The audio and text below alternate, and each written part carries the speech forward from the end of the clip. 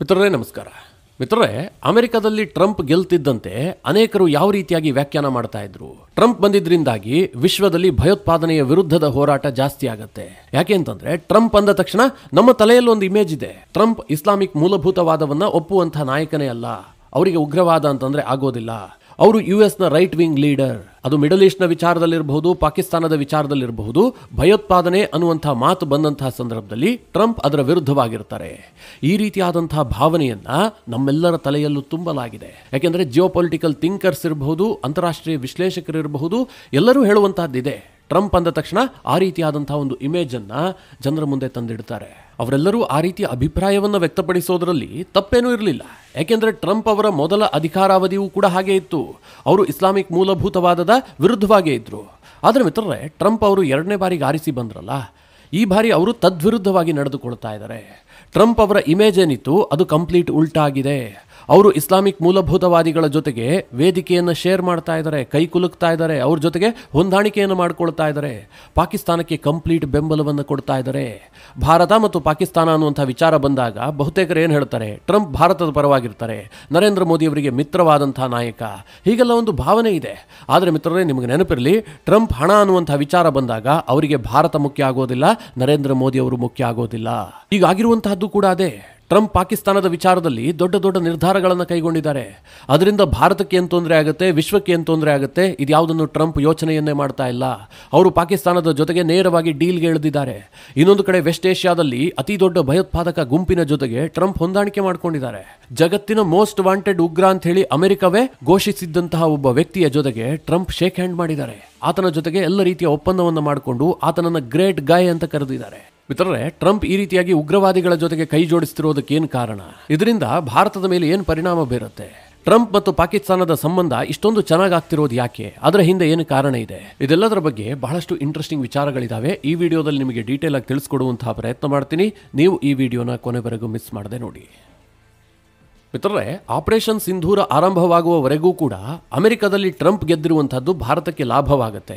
ಯಾಕೆಂದರೆ ಟ್ರಂಪ್ ಯಾವತ್ತೂ ಕೂಡ ಪಾಕಿಸ್ತಾನವನ್ನು ಬೆಂಬಲಿಸೋದಿಲ್ಲ. ತನ್ನ ಮೊದಲ ಅವಧಿಯಲ್ಲಿ ಪಾಕಿಸ್ತಾನಕ್ಕೆ ಭಯೋತ್ಪಾದನೆಯ ವಿರುದ್ಧದ ಹೋರಾಟಕ್ಕೆ ಅಂತ ಅಮೆರಿಕ ಕೊಡ್ತಾ ಇದ್ದಂತಹ ದೇಣಿಗೆಯನ್ನ ಟ್ರಂಪ್ ತಡೆ ಹಿಡಿದಿದ್ರು. ಪಾಕಿಸ್ತಾನ ಭಯೋತ್ಪಾದನೆಯನ್ನು ಬೆಂಬಲಿಸುವಂತಹ ದೇಶ ಅಂತ ಟ್ರಂಪ್ ಹೇಳ್ತಾ ಇದ್ರು. ಹೀಗಾಗಿ ಸಹಜವಾಗಿ ಈ ಅವಧಿಯಲ್ಲೂ ಕೂಡ ಟ್ರಂಪ್ ಪಾಕ್ ವಿರುದ್ಧವಾಗಿರ್ತಾರೆ. ಭಯೋತ್ಪಾದನೆಯ ವಿರುದ್ಧದ ಹೋರಾಟಕ್ಕೆ ಭಾರತದೊಂದಿಗೆ ಕೈ ಜೋಡಿಸ್ತಾರೆ. ಅದು ಅಲ್ಲದೆ ಯಾವಾಗ ಪೆಹಲ್ಗಾಮ್ ಅಟ್ಯಾಕ್ ಆಗುತ್ತೋ ಆ ಬಳಿಕ ಟ್ರಂಪ್ ಕೈಗೊಂಡಂತಹ ನಿರ್ಧಾರಗಳು, ಭಯೋತ್ಪಾದನೆಯ ವಿರುದ್ಧದ ಭಾರತದ ಹೋರಾಟಕ್ಕೆ ನಾವು ಕೈ ಜೋಡಿಸ್ತೀವಿ ಅಂತ ಹೇಳಿ ಟ್ರಂಪ್ ಕೊಟ್ಟಂತಹ ಹೇಳಿಕೆಗಳು, ಇದನ್ನೆಲ್ಲ ನೋಡಿದಾಗ ಜನರು ಏನು ಹೇಳ್ತಾ ಇದ್ರು, ಟ್ರಂಪ್ ಭಾರತದ ಪರವಾಗಿದ್ದಾರೆ, ಭಾರತ ಕೈಗೊಳ್ಳುವಂತಹ ಭಯೋತ್ಪಾದನೆಯ ವಿರುದ್ಧದ ಹೋರಾಟಕ್ಕೆ ಟ್ರಂಪ್ ಬೆಂಬಲ ಕೊಡ್ತಾರೆ, ಹೀಗಂತ ಎಲ್ಲರೂ ಭಾವಿಸಿದ್ರು. ಆದ್ರೆ ಮಿತ್ರರೇ, ಯಾವಾಗ ಸೀಸ್ ಫೈರ್ ವಿಚಾರ ಬಂತೋ, ಅಂದ್ರೆ ಯುದ್ಧ ವಿರಾಮದ ವಿಚಾರ ಬಂತೋ, ಟ್ರಂಪ್ ಅವರ ನಿಜ ಬಣ್ಣ ಬಯಲಾಯಿತು. ಪಾಕಿಸ್ತಾನಕ್ಕೆ ಭಾರತವನ್ನು ತೋರಿಸಿ ಭಯ ಹುಟ್ಟಿಸಿ ಟ್ರಂಪ್ ಪಾಕ್ ಮೂಲಕ ಲಾಭವನ್ನು ಮಾಡಿಕೊಳ್ಳೋದಕ್ಕೆ ಹೊರಟಿದ್ದಾರೆ ಎನ್ನುವಂತ ಸತ್ಯ ಸಂಗತಿ ಇವತ್ತು ಜಗಜ್ಜಾಹೀರಾಗುವಂತಾಗಿದೆ. ಈ ಪಾಕಿಸ್ತಾನ ಮತ್ತು ಟ್ರಂಪ್ ನಡುವೆ ಯಾವ ರೀತಿಯಾದಂತಹ ಲಿಂಕ್ ಇದೆ ಅನ್ನೋದಕ್ಕೆ ಒಂದಷ್ಟು ಉದಾಹರಣೆಯನ್ನ ಕೊಡ್ತೀನಿ, ಆಗ ನಿಮಗೆ ಅರ್ಥ ಆಗತ್ತೆ. ಈ ಫೋಟೋದಲ್ಲಿ ಒಬ್ಬ ವ್ಯಕ್ತಿಯನ್ನ ನೋಡ್ತಾ ಇದ್ದೀರಲ್ಲ, ಈತನ ಹೆಸರು ಜೆಂಟ್ರಿ ಬೀಚ್ ಅಂತ. ಅಮೆರಿಕದ ಅಧ್ಯಕ್ಷ ಟ್ರಂಪ್ ಇದಾರಲ್ಲ, ಅವರ ಮಗ ಡೊನಾಲ್ಡ್ ಟ್ರಂಪ್ ಜೂನಿಯರ್ ಇದಾರಲ್ಲ, ಅವರ ಅತ್ಯಂತ ಆಪ್ತ. ಈ ಜೆಂಟ್ರಿ ಬೀಚ್ 2025 ಜನವರಿ 29ನೇ ತಾರೀಕು ಪಾಕಿಸ್ತಾನದ ಪ್ರವಾಸ ಕೈಗೊಂಡಿದ್ದ. ಅಲ್ಲಿ ಇಸ್ಲಾಮಾಬಾದ್ನಲ್ಲಿ ಪಾಕ್ ಪ್ರಧಾನಿ ಶಾಬಾಜ್ ಶರೀಫ್ ಅನ್ನು ಭೇಟಿಯಾಗಿದ್ದ.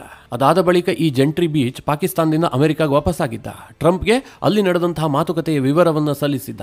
ಮಿತ್ರರೇ, ಫೆಬ್ರವರಿ 11ನೇ ತಾರೀಕು ಮತ್ತೆ ಪಾಕಿಸ್ತಾನದ ಪ್ರಧಾನಿ ಶಾಬಾಜ್ ಶರೀಫ್ ಅವರನ್ನ ದುಬೈನಲ್ಲಿ ಭೇಟಿಯಾಗಿದ್ದ. ಅದಾದ ಬಳಿಕವೂ ಕೂಡ ಅಮೆರಿಕಾಗೆ ಹೋಗಿ ಟ್ರಂಪ್ ಅವರಿಗೆ ಎಲ್ಲ ವರದಿಯನ್ನ ಒಪ್ಪಿಸಿದ್ದ. ಅನಂತರ ಇದೇ ಜೆಂಟ್ರಿ ಬೀಚ್ ಒಂದು ಸ್ಟೇಟ್ಮೆಂಟ್ ಅನ್ನು ಕೊಟ್ಟಿದ್ದ. Pakistan amazing rare earth oil and real estate ಡೀಲ್ಗೆ ಹೇಳಿ ಮಾಡಿಸಿದಂತಹ ದೇಶ ಅಂತ ಹೇಳಿ ಈತ ಒಂದು ಸ್ಟೇಟ್ಮೆಂಟ್ ಅನ್ನ ಕೊಟ್ಟಿದ್ದ. ಅನಂತರ ಈತ ಬಾಂಗ್ಲಾಗೂ ಕೂಡ ಹೋಗಿದ್ದ. ಬಾಂಗ್ಲಾದ ಮೊಹಮ್ಮದ್ ಯುನಿಸ್ರನ್ನ ಭೇಟಿಯಾಗಿ ಅಲ್ಲೊಂದು ಸ್ಟೇಟ್ಮೆಂಟ್ ಕೊಟ್ಟಿದ್ದ. ಬಾಂಗ್ಲಾದೇಶದಲ್ಲಿ ರಿಯಲ್ ಎಸ್ಟೇಟ್ ಮತ್ತು ಇಂಡಸ್ಟ್ರಿಯಲ್ ಸೆಕ್ಟರ್ ನಲ್ಲಿ ಹೂಡಿಕೆ ಮಾಡೋದಕ್ಕೆ ಬಹಳ ಸೇಫ್ ಆದಂತಹ, ಬಹಳ ಅತ್ಯುತ್ತಮವಾದಂತಹ ಜಾಗ ಅಂತ ಹೇಳಿ ಈತ ಸ್ಟೇಟ್ಮೆಂಟ್ ಅನ್ನು ಕೊಟ್ಟಿದ್ದ.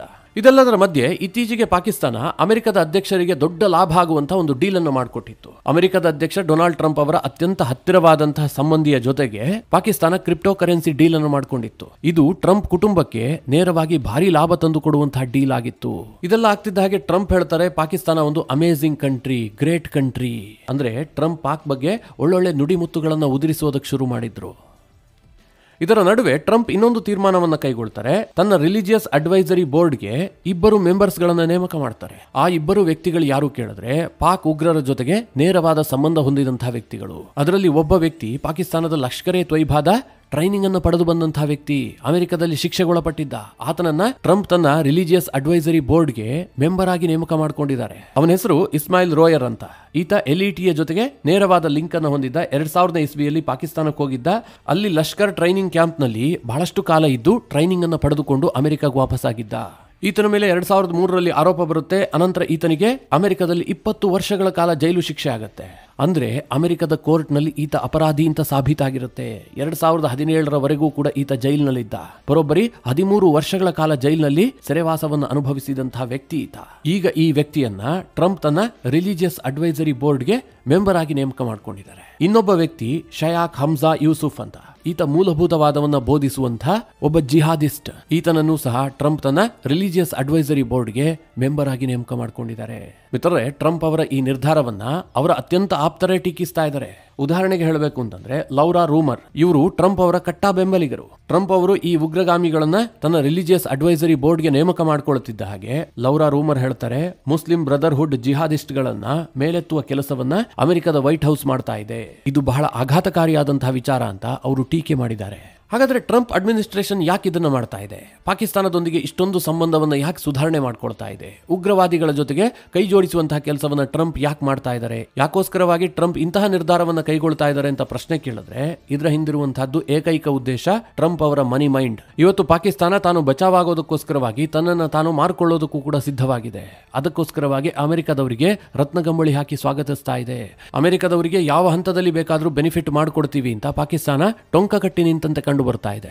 ಕಳೆದ ಏಪ್ರಿಲ್ನಲ್ಲಿ ಪಾಕಿಸ್ತಾನದಲ್ಲಿ ಮಿನರಲ್ ಇನ್ವೆಸ್ಟ್ಮೆಂಟ್ ಫೋರಂನ ಸಮ್ಮಿಟ್ ನಡೀತು. ಅದರಲ್ಲಿ ಅಮೆರಿಕ ಡೆಲಿಗೇಷನ್ ಭಾಗಿಯಾಗಿತ್ತು. ಈ ಪಾಕಿಸ್ತಾನದಲ್ಲಿ ಈ ರೇರ್ ಅರ್ತ್ ಮೆಟೀರಿಯಲ್ಸ್ ಏನಿದೆ ಇದು ದೊಡ್ಡ ಪ್ರಮಾಣದಲ್ಲಿ ಇದೆ, ಮುಖ್ಯವಾಗಿ ಬಲೂಚಿಸ್ತಾನ ಪ್ರಾಂತ್ಯದಲ್ಲಿ. ಈಗಾಗಲೇ ಚೈನಾ ಬಂದು ಅಲ್ಲಿ ಇನ್ವೆಸ್ಟ್ಮೆಂಟ್ ಮಾಡ್ತಾ ಇದೆ. ಅಲ್ಲಿರುವಂತಹ ರೇರ್ ಅರ್ತ್ ಮೆಟೀರಿಯಲ್ಸ್ ಮೇಲೆ ಕಣ್ಣು ಹಾಕಿದೆ. ಈಗ ಅಮೆರಿಕ ಏನ್ ಪ್ಲಾನ್ ಮಾಡಿದೆ ಕೇಳಿದ್ರೆ ಚೈನಾವನ್ನ ಆದಷ್ಟು ಹೊರದಬ್ಬಿ ತಾನು ಬಂದು ಅಲ್ಲಿ ಕೂತ್ಕೋಬೇಕು, ರೇರ್ ಅರ್ತ್ ಮೆಟೀರಿಯಲ್ಸ್ ಅಮೆರಿಕಾಗೆ ಲಾಭ ಆಗಬೇಕು ಅಂತ. ಮಿತ್ರರೇ, ಟ್ರಂಪ್ ಅಡ್ಮಿನಿಸ್ಟ್ರೇಷನ್ ಇದೆಯಲ್ಲ, ಉಕ್ರೇನ್ ವಿಚಾರದಲ್ಲೂ ಇದನ್ನೇ ಮಾಡ್ತಾ ಇರುವಂತದ್ದು. ಉಕ್ರೇನ್ ಜೊತೆಗೆ ಒಂದು $500 ಬಿಲಿಯನ್ ಮೊತ್ತದ ರೇರ್ ಅರ್ತ್ ಮೆಟೀರಿಯಲ್ಸ್ ಒಪ್ಪಂದವನ್ನ ಮಾಡ್ಕೊಳ್ಳೋದಕ್ಕೆ ಟ್ರಂಪ್ ಎಷ್ಟೆಲ್ಲ ಹೆಣಗಾಡಿದ್ರು ಅಂತ ನಿಮ್ಗೆಲ್ಲ ಗೊತ್ತೇ ಇದೆ. ಜೆಲೆನ್ಸ್ಕಿಯನ್ನ ಅಮೆರಿಕ ಕರೆದು ಅವಮಾನ ಮಾಡಿದ್ದಿರಬಹುದು, ಅವರಿಗೆ ಹೆದರಿಸಿದ್ದಿರಬಹುದು, ಬೆದರಿಸಿದ್ದಿರಬಹುದು. ಇದೆಲ್ಲದರ ಹಿಂದಿನ ಉದ್ದೇಶ ಏನಾಗಿತ್ತು ಕೇಳಿದ್ರೆ ಉಕ್ರೇನ್ ನಲ್ಲಿ ಇದ್ದಂತಹ ರೇರ್ ಅರ್ತ್ ಮೆಟೀರಿಯಲ್ಸ್ ಮೇಲೆ ಅಮೆರಿಕ ಕಣ್ಣು ಹಾಕಿತ್ತಷ್ಟೇ. ಈಗ ಪಾಕಿಸ್ತಾನದಲ್ಲೂ ಕೂಡ ದೊಡ್ಡ ಪ್ರಮಾಣದಲ್ಲಿ ನ್ಯಾಚುರಲ್ ರಿಸೋರ್ಸ್ ಇದೆ. ಅದರ ಮೇಲೆ ಅಮೆರಿಕದ ಕಣ್ಣು ಬಿದ್ದಿದೆ, ಮುಖ್ಯವಾಗಿ ಟ್ರಂಪ್ ಅವರ ಕಣ್ಣು ಬಿದ್ದಿದೆ. ಹೀಗಾಗಿ ಭಾರತ ಮತ್ತು ಪಾಕಿಸ್ತಾನದ ನಡುವೆ ಏನೀಗ ಒಂದು ಟೆನ್ಷನ್ ಉದ್ಭವ ಆಗಿತ್ತಲ್ಲ, ಒಂದು ಯುದ್ಧದ ವಾತಾವರಣ, ಒಂದು 4 ದಿನದ ಯುದ್ಧ ಕೂಡ ಆಯಿತು. 100% ಹೇಳ್ತೀನಿ ಮಿತ್ರರೇ, ಇದೆಲ್ಲದರ ಲಾಭವನ್ನ ಅಮೆರಿಕ ತೆಗೆದುಕೊಳ್ಳುತ್ತೆ. ಅಮೆರಿಕ ಇನ್ನಷ್ಟು ಪಾಕ್ ಪರವಾಗಿ ಮಾತನಾಡ್ತಾ, ಪಾಕಿಸ್ತಾನಕ್ಕೆ ಫೇವರ್ ಮಾಡ್ತಾ, ಪಾಕಿಸ್ತಾನದಲ್ಲಿರುವಂತಹ ಈ ಎಲ್ಲಾ ನ್ಯಾಚುರಲ್ ರಿಸೋರ್ಸ್ ಗಳನ್ನ ಕಬ್ಜಾ ಮಾಡಿಕೊಳ್ಳುತ್ತೆ. ಮಿತ್ರರೇ, ಇದಿಷ್ಟನ್ನೇ ಹೇಳಿದ್ರೆ ಟ್ರಂಪ್ ವ್ಯಕ್ತಿತ್ವ ನಿಮಗೆ ಪೂರ್ತಿಯಾಗಿ ಅರ್ಥ ಆಗೋದಿಲ್ಲ. ಇದಕ್ಕಿಂತಲೂ ಒಂದು ಬೆಟರ್ ಎಕ್ಸಾಂಪಲ್ ಅನ್ನು ನಿಮಗೆ ಕೊಡ್ತೀನಿ. ಆವಾಗ ಟ್ರಂಪ್ ವ್ಯಕ್ತಿತ್ವ ಎಂತಹದ್ದು, ಎಂತಹ ಕೊಚ್ಚೆ ಮನುಷ್ಯ ಅಂತ ನಿಮಗೆ ಅರ್ಥ ಆಗತ್ತೆ. ಮಿತ್ರರೇ, ಸಾಮಾನ್ಯವಾಗಿ ಈ ಹಿಪೋಕ್ರೆಸಿಗೂ ಕೂಡ ಒಂದು ರೆಡ್ ಲೈನ್ ಇರುತ್ತೆ. ಅದನ್ನು ದಾಟಿ ಯಾರು ಹೋಗೋದಕ್ಕೆ ಸಾಧ್ಯ ಇಲ್ಲ. ಆದರೆ ಟ್ರಂಪ್ ವಿಚಾರ ಬಂದಾಗ, ಅದರಲ್ಲೂ ಅಮೆರಿಕದ ವಿಚಾರ ಬಂದಾಗ ಈ ಹಿಪೋಕ್ರೆಸಿಗೆ ಯಾವುದೇ ಸೀಮೆ ಇಲ್ಲ. ಅವರು ಯಾವ ಹಂತಕ್ಕೆ ಬೇಕಾದರೂ ಇಳಿತಾರೆ. ಅದನ್ನು ವಿವರಿಸೋದಕ್ಕೂ ಮುಂಚೆ ಈ ಫೋಟೋವನ್ನ ಒಮ್ಮೆ ನೋಡಿ. ಇದನ್ನ ರಿಲೀಸ್ ಮಾಡಿದ್ದು ಅಮೆರಿಕ. ಈ ಫೋಟೋದಲ್ಲಿ ಏನು ಹೇಳಲಾಗಿದೆ? Stop this terrorist. ಆತನ ಹೆಸರು ಮೊಹಮ್ಮದ್ ಅಲ್ ಜಲಾನಿ, ಅಲ್ ಖೈದಾದ ಟಾಪ್ ಕಮಾಂಡರ್ ಈತ. ಅಮೆರಿಕ ಹೇಳಿತ್ತು ಈತನನ್ನ ಹುಡುಕಿ ಕೊಟ್ಟಿದ್ದೆ ಆದ್ರೆ ಅವರಿಗೆ $10 ಮಿಲಿಯನ್ ಹಣವನ್ನ ಕೊಡ್ತೀವಿ. ಮಿತ್ರರೇ, $10 ಮಿಲಿಯನ್ ಅಂತಂದ್ರೆ ಭಾರತದ ರೂಪಾಯಿಯಲ್ಲಿ 85 ಕೋಟಿ ರೂಪಾಯಿ. ಒಬ್ಬ ಟೆರರಿಸ್ಟ್ ಅನ್ನ ಹುಡುಕಿ ಕೊಟ್ರೆ ಆತನಿಗೆ 85 ಕೋಟಿ ರೂಪಾಯಿ ಕೊಡ್ತೀನಿ ಅಂತ ಅಮೆರಿಕ ಹೇಳ್ತಾ ಇದೆ ಅಂತಂದ್ರೆ ಆತ ಎಷ್ಟು ದೊಡ್ಡ ಉಗ್ರವಾದಿ ಆಗಿರಬಹುದು ಅಂತ ಯೋಚನೆ ಮಾಡಿ. ಆ ವಿಚಾರ ಹಾಗಿರ್ಲಿ. ಈಗ ಇನ್ನೊಂದು ಫೋಟೋವನ್ನ ನಿಮಗೆ ತೋರಿಸ್ತಾ ಇದ್ದೀನಿ. ಇಲ್ಲಿ ಟ್ರಂಪ್ ಒಬ್ಬ ಜೆಂಟ್ಲ್ಮನ್ ನ ಹ್ಯಾಂಡ್ ಶೇಕ್ ಮಾಡ್ತಾ ಇದ್ದಾರೆ. ಪಕ್ಕದಲ್ಲೇ ಸೌದಿಯ crown prince Mohammed bin Salman ನಗುತ್ತಾ ನಿಂತಿದ್ದಾರೆ. ಇಲ್ಲಿ ಟ್ರಂಪ್ ಹ್ಯಾಂಡ್ ಶೇಕ್ ಮಾಡ್ತಾ ಇದಾರಲ್ಲ, ಸೂಟು ಬೂಟು ಹಾಕೊಂಡಿರುವಂತಹ ಒಬ್ಬ ವ್ಯಕ್ತಿಯನ್ನ, ಆತನ ಹೆಸರೇ ಮೊಹಮ್ಮದ್ ಅಲ್ ಜಲಾನಿ. ಯಾವ ಅಮೆರಿಕ ಆತನನ್ನ ಹುಡುಕೊಟ್ರೆ $10 ಮಿಲಿಯನ್ ಹಣವನ್ನ ಕೊಡ್ತೀವಿ ಅಂತ ಹೇಳಿತ್ತು, ಅದೇ ವ್ಯಕ್ತಿಯ ಜೊತೆಗೆ ಟ್ರಂಪ್ ಈಗ ಹ್ಯಾಂಡ್ ಶೇಕ್ ಮಾಡ್ತಾ ಇದ್ದಾರೆ. ಅಮೆರಿಕ $10 ಮಿಲಿಯನ್ ಅನ್ನ ಟ್ರಂಪ್ ಅವರಿಗೆ ಕೊಟ್ಟು ಆತನನ್ನ ಉಡಾಯಿಸಬೇಕಾಗಿತ್ತು. ಹಾಗೆ ಮಾಡಲಿಲ್ಲ. ಯಾಕೆ ಅಮೆರಿಕ ಹಾಗೆ ಮಾಡಲಿಲ್ಲ ಅಂತಂದ್ರೆ ಈಗ ಆತ ಸಿರಿಯಾದ ಅಧ್ಯಕ್ಷ. ಸಿರಿಯಾ ಈಗ ಅಮೆರಿಕಾಗೆ ಬೇಕಾದಂತಹ ಅತ್ಯಂತ ಮಿತ್ರ ದೇಶ. ಸಿರಿಯಾದ ವಿರುದ್ಧವಾಗಿ ಅಮೆರಿಕ ವಿಧಿಸಿದ್ದಂತಹ ಎಲ್ಲಾ ನಿರ್ಬಂಧಗಳನ್ನ ಅಮೆರಿಕದ ಅಧ್ಯಕ್ಷ ಡೊನಾಲ್ಡ್ ಟ್ರಂಪ್ ತೆರವು ಮಾಡ್ತಾ ಇದ್ದಾರೆ. ಅಂದ್ರೆ ಸೂಕ್ಷ್ಮವಾಗಿ ಗಮನಿಸಿ, 6 ತಿಂಗಳ ಹಿಂದೆ ಜಾಗತಿಕ ಉಗ್ರನಾಗಿದ್ದ ಆತ ಈಗ ಸಿರಿಯಾದ ಅಧ್ಯಕ್ಷನಾಗಿದ್ದಾನೆ. ಅಮೆರಿಕ ಈಗ ಅದನ್ನು ಒಪ್ಪಿಕೊಂಡಿದೆ, ಆ ಸರ್ಕಾರಕ್ಕೆ ಮಾನ್ಯತೆಯನ್ನು ಕೊಡ್ತಾ ಇದೆ. ಅಮೆರಿಕದ ಅಧ್ಯಕ್ಷರು ಸ್ವತಃ ಆತನನ್ನ ಹ್ಯಾಂಡ್ ಶೇಕ್ ಮಾಡ್ತಾ ಇದ್ದಾರೆ. ಇಲ್ಲಿ ಒಂದು ನೀವು ಅರ್ಥ ಮಾಡ್ಕೊಳ್ಳಿ, ಅಮೆರಿಕ ಎಂತಹ ಉಸುರುವಳ್ಳಿ ದೇಶ, ಟ್ರಂಪ್ ಎಂತಹ ಜುಜುಬಿ ಪರ್ಸನ್ ಅಂತ ನೀವೇ ಕಲ್ಪನೆ ಮಾಡ್ಕೊಳ್ಳಿ. ಟ್ರಂಪ್ ಯಾಕೆ ಹೀಗೆ ಮಾಡಿದ್ರು? ಈ ಮೊಹಮ್ಮದ್ ಅಲ್ ಜಲಾನಿಯ ಜೊತೆಗೆ ಟ್ರಂಪ್ ಯಾಕೆ ಕೈ ಜೋಡಿಸಿದ್ರು? ಅಮೆರಿಕ ಯಾಕೆ ಆತನನ್ನು ಒಪ್ಕೊಳ್ತು? ಇದರ ಹಿಂದೆ ಏನು ಉದ್ದೇಶ ಇದೆ ಕೇಳಿದ್ರೆ, ಮಿತ್ರರೇ, ಇಲ್ಲಿ ಅಮೆರಿಕದ ಉದ್ದೇಶ ಅನ್ನೋದಕ್ಕಿಂತಲೂ ಹೆಚ್ಚಾಗಿ ಸೌದಿಯ ಉದ್ದೇಶ ಬಹಳ ಸ್ಪಷ್ಟವಾಗಿದೆ. ಅಮೆರಿಕ ಮತ್ತು ಸಿರಿಯಾದ ಸಂಬಂಧ ಈ ಹಿಂದೆ ಚೆನ್ನಾಗಿರಲಿಲ್ಲ. ಯಾಕೆಂದ್ರೆ ಸಿರಿಯಾದಲ್ಲಿ ಇದ್ದಿದ್ದು ಬಶರ್ ಅಲ್ ಅಸದ್ ಸರ್ಕಾರ, ಅದು ಇರಾನ್ ಫ್ರೆಂಡ್ಲಿ ಸರ್ಕಾರ.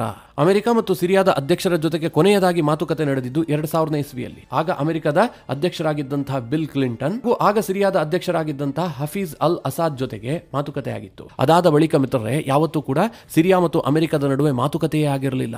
ಈ ಹಿಂದೆ ಸಿರಿಯಾದ ಅಧ್ಯಕ್ಷನಾಗಿದ್ದಂತಹ ಬಶರ್ ಅಲ್ ಅಸದ್ ಸರ್ಕಾರವನ್ನ ಕಿತ್ತೊಗಿಬೇಕು ಅಂತೇಳಿ ಅಮೆರಿಕ ನಾನಾ ರೀತಿಯಲ್ಲಿ ಪ್ರಯತ್ನ ಮಾಡಿದೆ. ಆದರೆ ರಷ್ಯಾ ಈ ಅಸದ್ನನ್ನ ರಕ್ಷಣೆ ಮಾಡೋದಕ್ಕೆ ನಿಂತಿದ್ರಿಂದಾಗಿ ಅಮೆರಿಕದ ಪ್ರಯತ್ನ ಕೈಗೂಡಿರಲಿಲ್ಲ. ಆದರೆ ಬೈಡನ್ ಹೋಗೋದಕ್ಕೆ ಮುಂಚೆ, ಅಂದ್ರೆ ಕಳೆದ ಡಿಸೆಂಬರ್ನಲ್ಲಿ ಅಮೆರಿಕ ಒಂದು ದೊಡ್ಡ ಪ್ಲಾನ್ ಅನ್ನು ಮಾಡಿಕೊಂಡು ಟರ್ಕಿ ಮತ್ತು ಇಸ್ರೇಲ್ ಜೊತೆಗೆ ಕೈ ಜೋಡಿಸಿ ಬಶರ್ ಅಲ್ ಅಸದ್ ಸರ್ಕಾರವನ್ನ ಕೊನೆಗೊಳಿಸುತ್ತೆ. ಈ ಎಲ್ಲಾ ಆಪರೇಷನ್ ನ ನೇತೃತ್ವವನ್ನು ವಹಿಸಿಕೊಂಡಿದ್ದೆ ಈ ಅಲ್ ಜಲಾನಿ.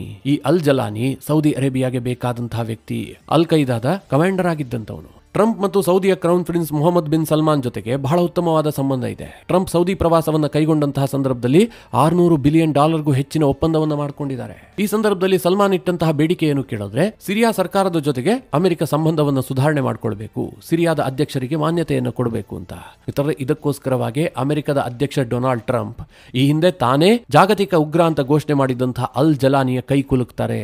ಅಷ್ಟು ಮಾತ್ರ ಅಲ್ಲ, ಟ್ರಂಪ್ ಒಂದು ನಾಚಿಕೆಗೇಡಿನ ಸ್ಟೇಟ್ಮೆಂಟ್ ಅನ್ನು ಕೂಡ ಕೊಡ್ತಾರೆ. ಅಮೆರಿಕದ ಪತ್ರಕರ್ತರು ಕೇಳ್ತಾರೆ, ಸಿರಿಯಾದ ಅಧ್ಯಕ್ಷರನ್ನ ಭೇಟಿಯಾಗಿದ್ರಲ್ಲ ಅಂತ. ಅದಕ್ಕೆ ಟ್ರಂಪ್ ಹೇಳ್ತಾರೆ, great, I think very good, Young, attractive Guy, tough Guy, A strong fast, very strong fast fighter. ಹೀಗೆ ಟ್ರಂಪ್ ಜಲಾನಿಯ ಬಗ್ಗೆ ನುಡಿ ಮುತ್ತುಗಳನ್ನೇ ಉದುರಿಸ್ತಾರೆ. ಮಿತ್ರರೇ, ಇಂತಹ ಟ್ರಂಪ್ ಅನ್ನ ನೀವು ಉಗ್ರವಾದದ ವಿರುದ್ಧ ಇರುವಂತವರು, ಇಸ್ಲಾಮಿಕ್ ಮೂಲಭೂತವಾದವನ್ನ ಖಂಡಿಸುವಂತಹ ವ್ಯಕ್ತಿ ಹೀಗೆಲ್ಲ ಹೇಳಿದ್ರೆ ನಮಗೆ ನಾವೇ ಮಾಡಿಕೊಂಡಂತಹ ದ್ರೋಹ ಆಗುತ್ತೆ. ಇದರಿಂದ ಭಾರತದ ಮೇಲೆ ಏನ್ ಪರಿಣಾಮ ಆಗುತ್ತೆ? ಟ್ರಂಪ್ ಅವರ ಪಾಲಿಸಿ ಚೇಂಜ್ ನಿಂದಾಗಿ ಭಾರತಕ್ಕೆ ಏನಾದರೂ ದೊಡ್ಡ ಪರಿಣಾಮ ಬೀರುತ್ತಾ ಕೇಳಿದ್ರೆ ಖಂಡಿತವಾಗ್ಲೂ ಬೀರುತ್ತೆ ಮಿತ್ರರೇ.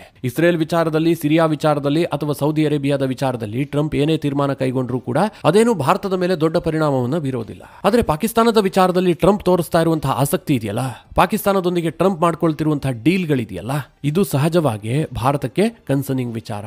ಹಾಗಾದ್ರೆ ಭಾರತದ ಮುಂದೆ ಏನು ಆಪ್ಷನ್ ಇದೆ ಕೇಳಿದ್ರೆ, ಅಮೆರಿಕದೊಂದಿಗೆ ಒಂದು ಬೆಟರ್ ಡೀಲ್ ಅನ್ನು ಮಾಡ್ಕೊಳ್ಬೇಕು. ಈಗಾಗಲೇ ಟ್ರೇಡ್ ಡೀಲ್ ಬಗ್ಗೆ ಸಾಕಷ್ಟು ಚರ್ಚೆ ನಡೀತಾ ಇದೆ, ನೆಗೋಷಿಯೇಷನ್ ಕೂಡ ಆಗ್ತಾ ಇದೆ. ಅಮೆರಿಕ ಭಾರತದಿಂದ ಎರಡನ್ನ ಬಯಸ್ತಾ ಇದೆ. ಅವರಿಗೆ ಭಾರತ ಟ್ಯಾರಿಫ್ ಅನ್ನು ತುಂಬಾ ಪ್ರಮಾಣದಲ್ಲಿ ಕಡಿಮೆ ಮಾಡಬೇಕು. ಎರಡನೇದಾಗಿ ಅಮೆರಿಕದೊಂದಿಗೆ ಡಿಫೆನ್ಸ್ ಡೀಲ್ ಅನ್ನು ಮಾಡ್ಕೊಳ್ಬೇಕು. ಅಂದ್ರೆ F-35 ಇರಬಹುದು ಅಥವಾ ಇನ್ಯಾವುದಾದ್ರೂ ಅಮೆರಿಕದ ಡಿಫೆನ್ಸ್ ಇಕ್ವಿಪ್ಮೆಂಟ್ ಅನ್ನು ಖರೀದಿ ಮಾಡುವಂತ ಒಂದು $50 ಬಿಲಿಯನ್ ದೊಡ್ಡ ಮೊತ್ತದ ಒಂದು ಡಿಫೆನ್ಸ್ ಡೀಲ್ ಅನ್ನು ಭಾರತ ಮಾಡ್ಕೊಳ್ಬೇಕು. ಆಗ ಟ್ರಂಪ್ ಅಡ್ಮಿನಿಸ್ಟ್ರೇಷನ್ ತುಂಬಾ ಸಮಾಧಾನಗೊಳ್ಳುತ್ತೆ. ಇದು ಭಾರತಕ್ಕಿರುವಂತಹ ಮೊದಲನೇ ಆಪ್ಷನ್. ಎರಡನೇದಾಗಿ ಭಾರತಕ್ಕಿರುವ ಇನ್ನೊಂದು ದೊಡ್ಡ ಆಪ್ಷನ್ ಏನು ಕೇಳಿದ್ರೆ, ಅದು ಅಮೆರಿಕದ ಎಲ್ಲ ಪ್ರಯತ್ನವನ್ನ ಇಗ್ನೋರ್ ಮಾಡುವಂತದ್ದು. ಅವರು ಪಾಕಿಸ್ತಾನಕ್ಕೆ ಎಷ್ಟಾದ್ರೂ ಸಪೋರ್ಟ್ ಮಾಡ್ಕೊಳ್ಳಿ, ಚೈನಾ ಜೊತೆಗೆ ಪಾಕ್ ಮೂಲಕವಾಗಿ ಹೊಡೆದಾಡ್ಕೊಳ್ಳಿ, ನಮಗೂ ಅದಕ್ಕೂ ಸಂಬಂಧ ಇಲ್ಲ. ನಾವು ಓನ್ ಆಗಿ ನಮ್ಮ ಡಿಫೆನ್ಸ್ ಮ್ಯಾನುಫ್ಯಾಕ್ಚರ್ ಅನ್ನ ಜಾಸ್ತಿ ಮಾಡ್ತೀವಿ. ಅಮೆರಿಕದ ಹೊರತಾಗಿಯೂ ಕೂಡ ನಮ್ಮ ಡಿಫೆನ್ಸ್ ಟೆಕ್ನಾಲಜಿಯನ್ನ ಸ್ವತಂತ್ರವಾಗಿ ನಾವು ಬೆಳೆಸ್ತೀವಿ. ಈ ಒಂದು ತೀರ್ಮಾನಕ್ಕೆ ಭಾರತ ಬಂದಿದ್ದೇ ಆದ್ರೆ ಅಮೆರಿಕಾಗೆ ಒಂದು ದೊಡ್ಡ ಹೊಡೆತ ಕೊಡೋದಕ್ಕಂತೂ ಸಾಧ್ಯ ಇದೆ. ಇದಕ್ಕೆ ಭಾರತ ಯಾವ ರೀತಿಯಾಗಿ ಬೆಲೆ ತೆರಬೇಕು ಅಂತಂದ್ರೆ, ಅಮೆರಿಕದ ಶತ್ರುತ್ವ. ಅಮೆರಿಕ ನಿರಂತರವಾಗಿ ಭಾರತದ ವಿರುದ್ಧ ಶತ್ರುತ್ವವನ್ನು ಸಾಧಿಸುತ್ತೆ. ಟ್ರಂಪ್ ಇನ್ನಷ್ಟು ಭಾರತದ ಮೇಲೆ ಒತ್ತಡ ಹಾಕುವಂತ ಕೆಲಸ ಮಾಡ್ತಾರೆ. ಪಾಕ್ ಮೂಲಕವಾಗಿ ಭಾರತವನ್ನ ಇನ್ನಷ್ಟು ಹೆಣೆಯೋದಕ್ಕೂ ಕೂಡ ಯತ್ನ ಮಾಡ್ತಾರೆ. ಇದೆಲ್ಲದನ್ನ ಭಾರತ ಸಹಿಸಿಕೊಳ್ಬೇಕಾಗತ್ತೆ.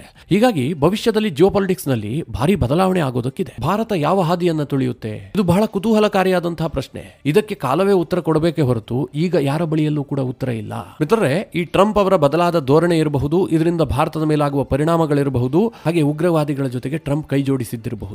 ಇದೆಲ್ಲದರ ಬಗ್ಗೆ ನಿಮ್ಮ ಅನಿಸಿಕೆ, ಅಭಿಪ್ರಾಯವನ್ನು ಕಮೆಂಟ್ ಮಾಡೋ ಮೂಲಕ ನಮಗೆ ತಿಳಿಸಿ. ಹಾಗೆ ನಿಮಗೆ ಈ ವಿಡಿಯೋ ಇಷ್ಟವಾದರೆ ಲೈಕ್ ಮಾಡಿ. ಜೊತೆಗೆ ನೀವಿನ್ನೂ ನಿಮ್ಮ ನೆಚ್ಚಿನ ಸಂಸ್ಕಾರ ಸೌರಭ ಯೂಟ್ಯೂಬ್ ಚಾನಲ್ನ ಸಬ್ಸ್ಕ್ರೈಬ್ ಮಾಡಿಲ್ಲ ಅಂತಾದರೆ ಈ ಕೂಡಲೇ ಸಬ್ಸ್ಕ್ರೈಬ್ ಮಾಡಿ. ಮುಂದಿನ ಎಲ್ಲ ಅಪ್ಡೇಟ್ಗಳ ನೋಟಿಫಿಕೇಶನ್ಗಾಗಿ